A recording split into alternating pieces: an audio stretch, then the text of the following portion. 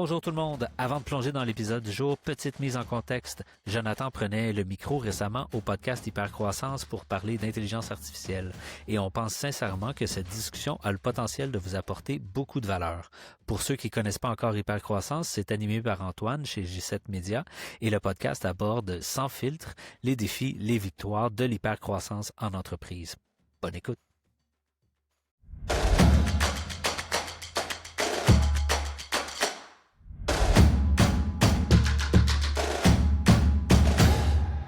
Bonjour et bienvenue à ce podcast présenté par OpenMind, où notre mission est de transformer l'IA et la technologie en gestes concrets pour vous aider à atteindre votre plein potentiel d'automatisation numérique. Et voici votre chef d'antenne, Renaud. Si on revient à ce que tu as dit il y a un an et ce que tu as parlé un peu au départ, comme quoi que ça peut être la fin de Google, je pense qu'il y a du vrai là-dedans, mais il faut le distinguer et le segmenter. Je pense que si on revient il y a un an de cela maintenant ou 2 ans de cela maintenant et qu'on analyse aujourd'hui ce qui s'est déroulé, ça a été la fin d'une chose. Ça a été la fin de la recherche d'informations, ou plutôt la réponse d'une recherche d'informations avec 10 liens qu'on reçoit, qui était essentiellement comment on a fonctionné pendant environ 20 ans. C'est-à-dire, on fait une recherche, on se fait donner 10 liens et ultimement, nous, on prend une décision en visitant les différents sites Internet, donc ce qui prend beaucoup plus de temps. Ça, on peut le dire, 2 ans, 3 ans plus tard, c'est la fin de ça parce que on utilise des outils comme ChatGPT, on utilise des outils comme la barre de recherche maintenant de Google qui est capable de nous résumer très rapidement la réponse qu'on cherche. Donc, ici, ça a été vrai. Je pense que l'endroit qui a été une erreur pour beaucoup de gens, c'est de penser que Google, à la fin de la journée, un peu comme Meta, était limité par son modèle de revenus relié à la publicité. Et je pense que si tu avais les mêmes entreprises aujourd'hui, mais que c'est Meta qui, d'une certaine façon, était en danger au niveau de son modèle d'affaires à cause qu'un ChatGPT Meta venait en place et lui prenait toute la consommation de contenu, je pense qu'ici, on pourrait vraiment se poser des questions parce que Meta n'a aucun autre modèle d'affaires. Il n'est pas dans l'entreprise, n'a pas de service cloud, n'a pas d'autres types de plateformes comme YouTube pour être en plan B, n'a pas de système d'exploitation à la Android. Bref, ils sont limités à une seule ligne d'affaires malgré qu'ils essayent continuellement d'en créer des nouvelles. Peut-être à un certain point, ça doit fonctionner. Et je pense que beaucoup de gens, on en a parlé même sur le podcast, ont eu une vision très, très limitée de qu'est-ce qu'était Google et qu'on pensait que Google, essentiellement, ce n'était qu'un modèle d'affaires relié sur de la publicité. C'en est un grand et même le majeur. Sauf qu'ils possèdent tellement d'autres lignes de service qu'ils sont capables, et ils ont été capables de le démontrer dans les dernières années, qu'ils pouvaient bâtir quelque chose d'excessivement puissant pendant que d'autres étaient en train de peut-être se montrer le bout du nez. Donc ça, je pense que c'est juste important de revenir à cette analyse-là et cette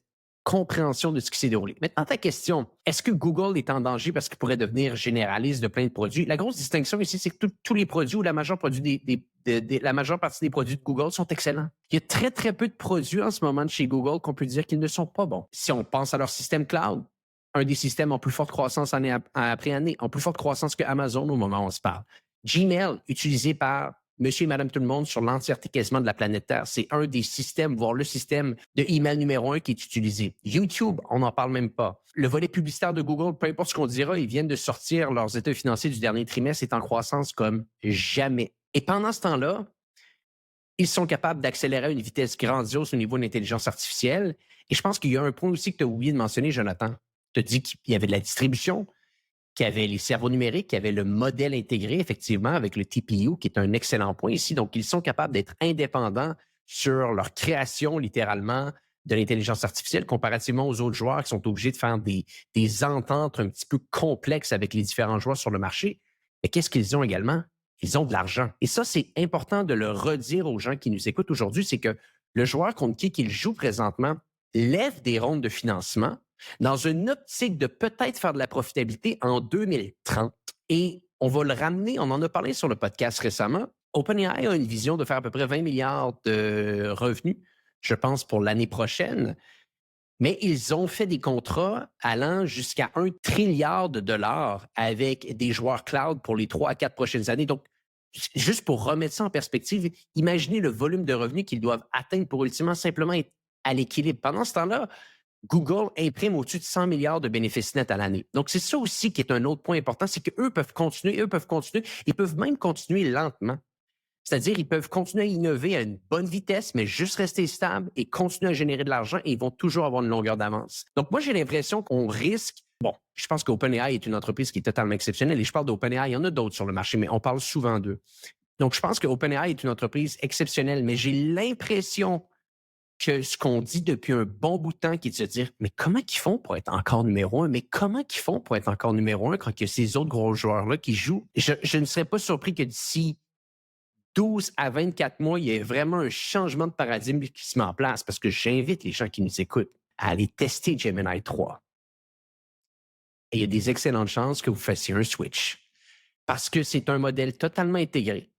C'est un modèle qui est considérablement plus rapide. C'est un modèle qui est très orienté sur l'agentique, donc tu peux donner des tâches spécifiques à faire au modèle et qui va être capable de les compléter par lui-même sans des gros systèmes externes qui vont t'obliger à bâtir des agents. C'est ce que beaucoup de gens disent, ce que OpenAI aurait aimé que soit ChatGPT 5. Et des organisations comme moi, qui est sur la suite Google depuis très longtemps, risque tranquillement de basculer ses équipes vers ces plateformes d'intelligence artificielle. Et même Mark Benioff, CEO de Salesforce, a fait un tweet qui est devenu viral. Et il l'a dit dimanche dernier, donc on devait être le 22 ou 23 novembre. Wow, je viens de tester Gemini 3. Et on parle du CEO de Salesforce, entreprise publique, qui a une capitalisation boursière à près de 500 milliards de dollars. Je viens de tester Gemini 3 et je ne retournerai plus jamais à ChatGPT. Ça en dit long. Il y a eu beaucoup de félicitations également dans le milieu, comme quoi que le modèle est exceptionnel. Donc, moi, je pense que ce n'est que le début et qu'on va peut-être, je force le trait ici, mais peut-être vivre un genre de MySpace Facebook dans les prochaines années concernant l'intelligence artificielle. Je rebondis sur ce que tu parles au niveau de la profitabilité de Google versus OpenAI. OpenAI brûle probablement plusieurs centaines de millions par jour. On va donner un chiffre, mettons 500 millions par jour. De l'autre côté, si on regarde Google, il génère par jour en dollars canadiens pratiquement 500 millions de dollars de flux de trésorerie par jour disponibles à réinjecter. 15 milliards par mois. Ça n'a aucun sens. Ça n'a aucun sens, la capacité financière qu'ils peuvent redéployer. Donc, effectivement, donc, tu peux ça être ne donne patient. pas grand marge de manœuvre. Ouais. Tu peux être patient, tu peux vivre ton 2022-2024 pendant que tout le monde panique et dit que tu vas mourir. Tu peux jouer ces 2 années-là pour bâtir un modèle ultra performant, encore meilleur que ce que les autres font. Et tu peux même le sortir en 2,25, en 2,26, en 2,27. Et pendant ces années-là, qu'est-ce que tu vas faire? Tu vas encore sortir 100 milliards de dollars de bénéfices nets à l'année. Donc, c'est pour ça que j'ai vraiment l'impression que si tu le regardes avec un œil externe, un regard externe, n'importe qui comprend sensiblement ce milieu-là, le modèle d'affaires, et les gens qui ont chez Google. Rappelons-nous d'une chose, ils ont été les premiers à faire une acquisition dans le domaine de l'intelligence artificielle en achetant DeepMind en 2015 ou 2014, si ma mémoire est bonne, qui était littéralement 90% des forces d'intelligence artificielle sur la planète Terre à l'époque. Donc, ils jouent le marathon depuis très longtemps. La seule chose qu'ils ont été moins bons, c'est d'avoir une stratégie de commercialisation avant les autres parce qu'ils étaient sous plein de régulations. Donc, j'ai l'impression qu'on risque de commencer à avoir un paradigme se changer au niveau de la prochaine année. Pas que OpenAI est pas bon, mais je pense qu'on le dit plusieurs fois sur le podcast, c'était quasiment ahurissant de voir qu'ils étaient encore le numéro 1 après 3-4 ans. Et là, peut-être que ça va s'inverser dans les prochains mois. Et je termine avec 2-3 bullet points au niveau de Gemini 3, comment moi je l'ai vécu dans les dernières journées. En l'essayant beaucoup, j'ai l'impression de retourner un petit peu comme dans le moment effet wow que j'ai eu dans le temps avec ChatGPT. Donc, très rapide à répondre, très réfléchi dans sa réponse. Maintenant, le 5.1 de OpenAI ChatGPT n'est pas très loin, un petit peu plus lent, je vous dirais. Gemini 3, beaucoup plus fort au niveau de la génération d'images puis de résoudre les problèmes dans la génération d'images. Par contre, de l'autre côté, très, très, très mauvais dans discuter avec lui en temps réel. C'est horrible. Très chaotique. Ouais. Donc, GPT 5.1 est encore de loin en avant comme compagnon dans mon véhicule pour discuter puis brainstormer. Donc, voilà au niveau de ma perception de Gemini 3 à l'heure actuelle. Ils ne m'ont pas convaincu de transférer complètement, mais il y a quelques petites fonctionnalités que je vais aller utiliser devant nous. À suivre. Effectivement.